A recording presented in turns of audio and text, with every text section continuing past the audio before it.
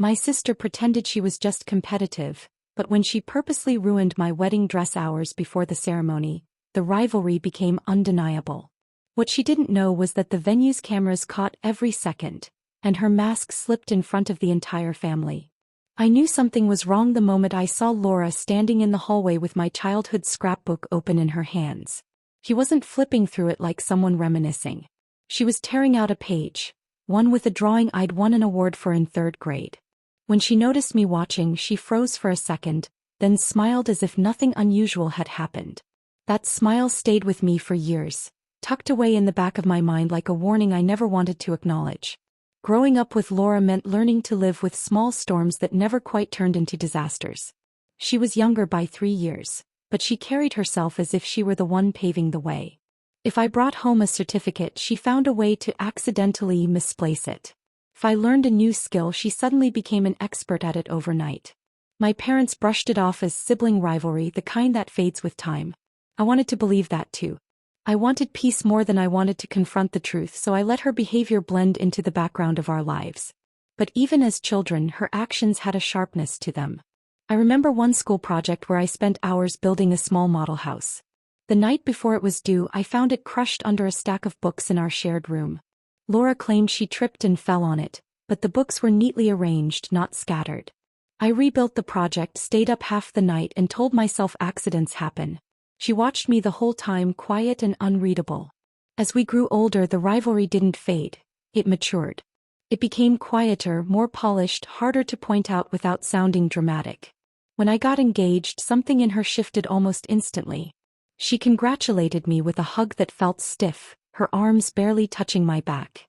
"I'm happy for you," she said, but her eyes didn't match her words.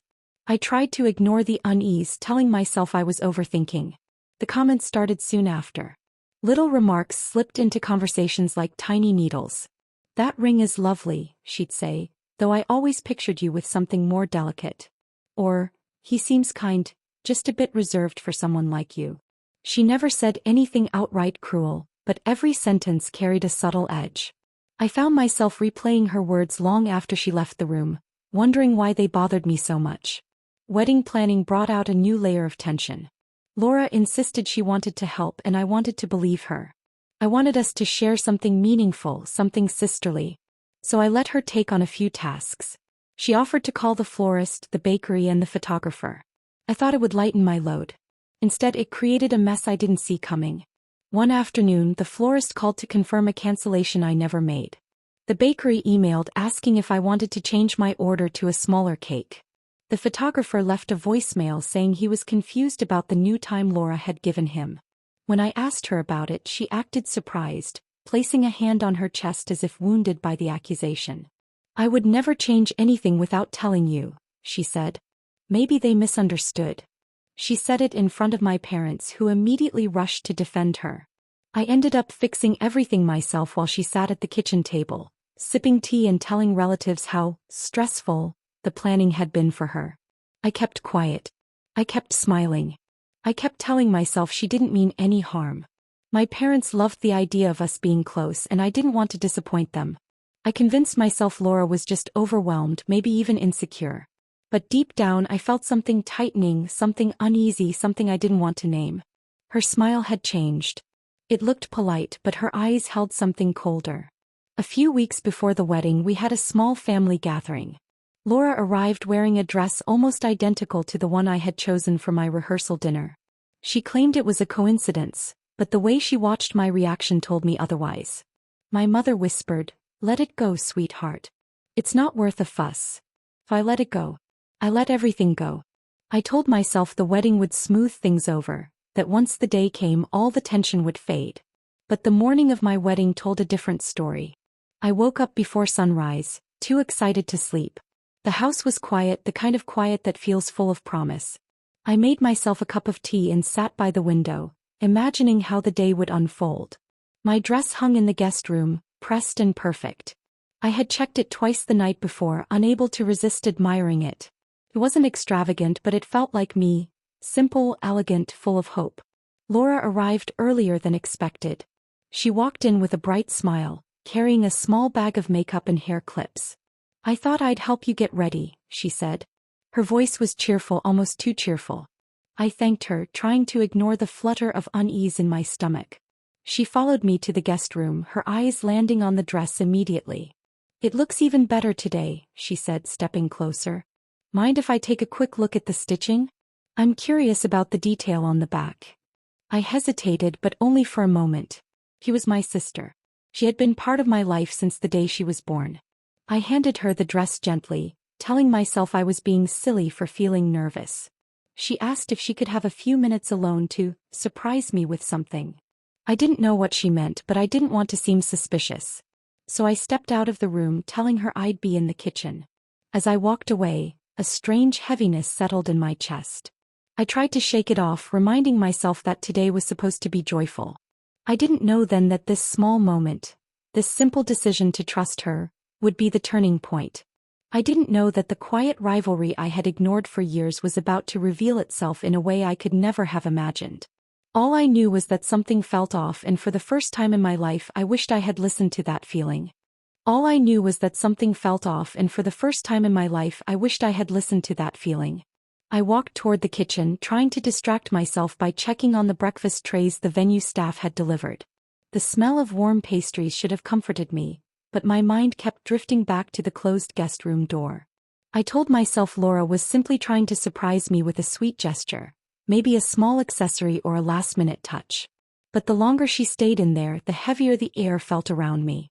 When I finally returned to the room, I pushed the door open with a smile ready on my face. That smile vanished the moment I saw the dress. It lay across the bed, but not the way I had left it. The fabric was wrinkled, twisted, and stained with something dark along the hem. For a moment I couldn't breathe. My hands trembled as I reached for it, hoping my eyes were playing tricks on me. They weren't. The delicate stitching along the back had been pulled loose, leaving a jagged tear that ran several inches down the seam. I felt the world tilt. My knees weakened and I had to steady myself against the dresser. No, this can't be real," I whispered. My voice sounded distant, as if it belonged to someone else. Laura stood near the window, her expression carefully arranged into concern. "Oh my goodness," she said softly, stepping closer. "What happened? Did it fall?" Her tone was gentle, but something in her eyes didn't match the sympathy in her voice. I stared at her, searching her face for any sign of guilt, any flicker of truth. She reached out to touch my arm, but I stepped back instinctively. "I'm so sorry," she murmured. "Maybe the fabric was weaker than you thought." The words felt rehearsed, too smooth, too ready. My heart pounded as I tried to make sense of the scene. I wanted to believe her. I wanted to believe this was an accident. But the tear was too clean, too deliberate, and the stain looked like something had been poured, not spilled. Before I could respond, a soft knock came from the doorway. It was the venue manager, a calm woman named Evelyn who had been helping us since early morning. She glanced at the dress, then at my face, and her expression shifted to quiet understanding. "May I speak with you for a moment?" she asked gently. I nodded, grateful for the escape, and followed her into the hallway. Once we were out of earshot, she lowered her voice. "I don't want to alarm you," she said, "but we have security cameras in the bridal suite hallway and the adjoining rooms. I noticed some unusual activity earlier and thought you might want to be aware." My breath caught. "Unusual activity?" I asked, barely managing the words. She nodded. "If you'd like, we can review the footage together." A small spark of hope flickered inside me, fragile but real. I followed her to the office near the lobby, my heart pounding with every step. My parents were already there, having arrived early to help with preparations. They looked confused when they saw me, but their confusion turned to worry when they noticed the dress draped over my arm. Evelyn invited us to sit, then pulled up the footage. The screen showed the hallway outside the guest room. I watched myself walk in earlier, smiling, unaware of what was coming. Then I saw Laura enter the room alone. My stomach tightened. The footage switched to the interior camera, which I hadn't even known existed. There she was, my sister, standing over my dress. She didn't hesitate. She didn't look conflicted. She lifted the hem, poured something from a small bottle, then tugged at the stitching with a firm, practiced motion. My mother gasped. My father leaned forward, his face pale. I felt frozen, unable to look away. The final blow came when Laura stepped back, admired her work for a moment, and smiled. Not a nervous smile. Not a guilty one. A satisfied one. The room felt unbearably quiet. My mother covered her mouth with her hand, tears gathering in her eyes. My father shook his head slowly as if trying to make sense of something impossible. I felt hollow, as though someone had scooped out everything inside me and left only disbelief behind. When we returned to the suite, Laura was still there, pretending to straighten the bedspread. She looked up, her expression brightening when she saw us. "Is everything okay?" she asked. My father stepped forward, his voice steady but firm. "We saw the footage," he said. The color drained from her face. For a moment she looked like a child caught doing something she couldn't explain. Then her expression hardened. "I don't know what you think you saw," she said quickly. "Maybe the camera angle." My mother cut her off, her voice trembling. "Laura, please don't make this worse." Laura's eyes darted between us, searching for an escape. "I was trying to fix a loose thread," she insisted. "The stain must have been there already." Her excuses sounded thin, brittle, like they would crumble if touched. I didn't raise my voice. I didn't cry. I simply looked at her and said, "Why?" She opened her mouth, then closed it again. For the first time she had no answer. The silence that followed felt heavier than any argument could have been. The next hour was a blur of movement. My aunt arrived with her own wedding dress, a beautiful gown she had kept preserved for years.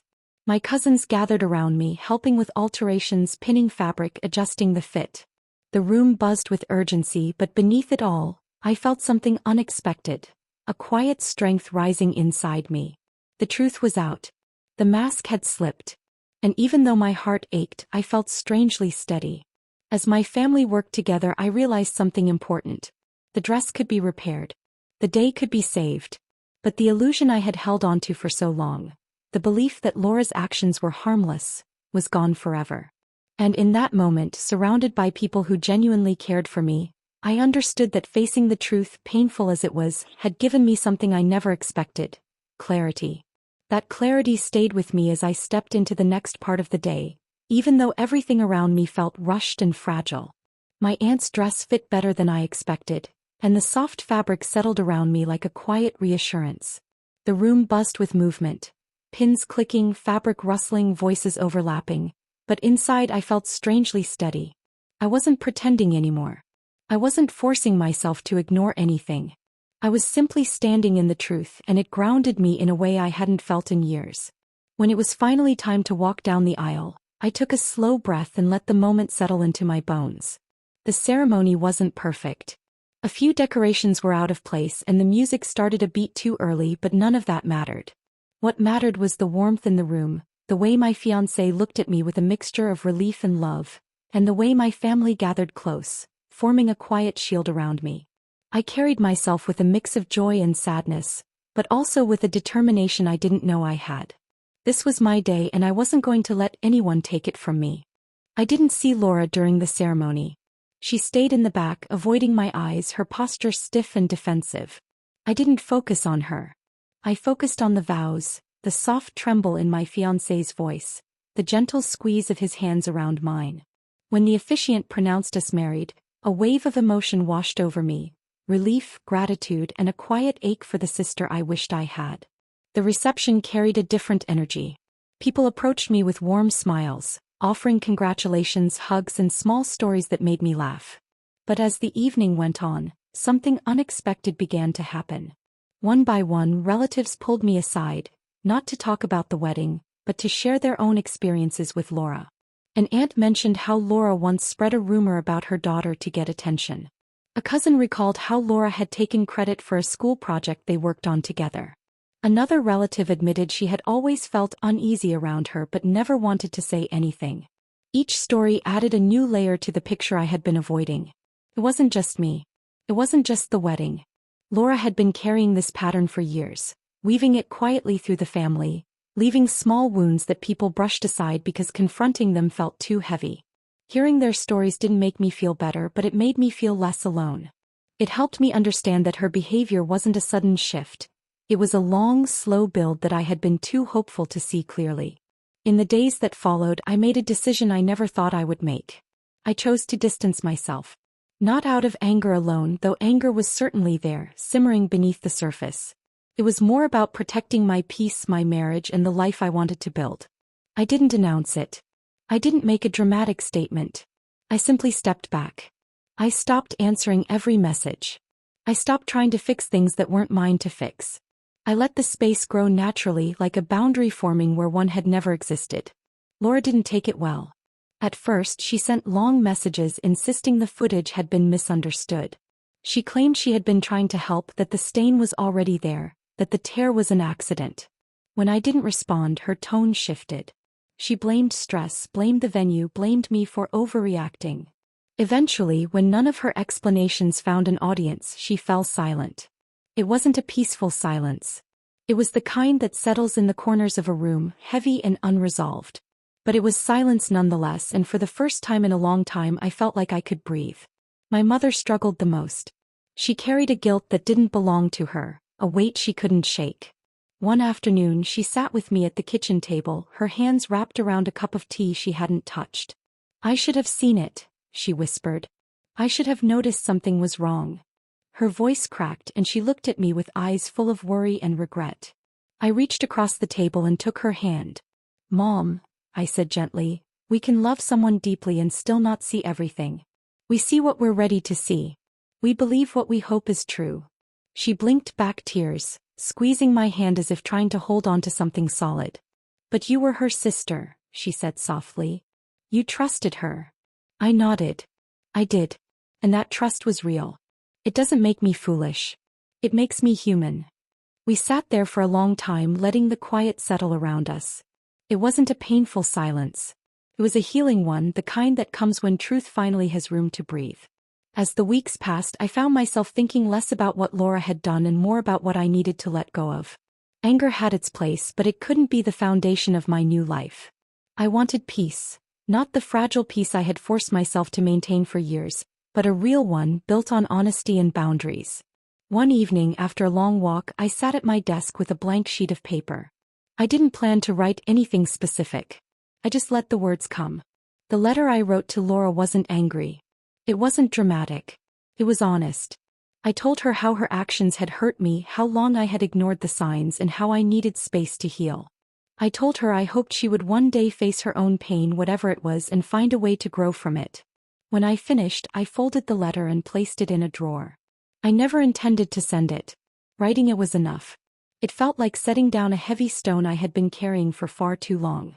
That night, as I sat beside my husband, listening to the soft hum of the house around us, I felt something settle inside me. Not joy exactly, but peace, the kind I had fought for, the kind I had earned. And I knew without any doubt that my life, my marriage, and my future would no longer be shaped by Laura's jealousy. They would be shaped by my choices, my strength, and the clarity I had finally found.